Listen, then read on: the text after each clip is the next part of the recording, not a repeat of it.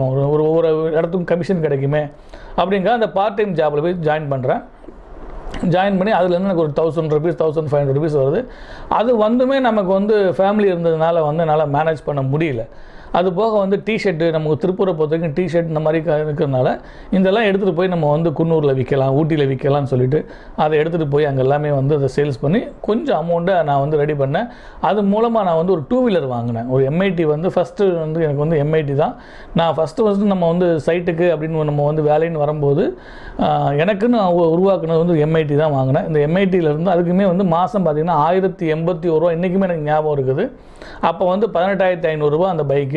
இதில் 2ஆக டிவைட் பண்ணி கட்டிட்டு மீதி 1081 ரூபா மாதம் கட்டி அந்த வண்டி எடுத்து அதில் வந்து நான் என்னென்னா அந்த குன்னூர் கொண்டு போகக்கூடிய திங்ஸ் எல்லாம் கொண்டு போய் பண்ணிகிட்டு இருந்தோம்.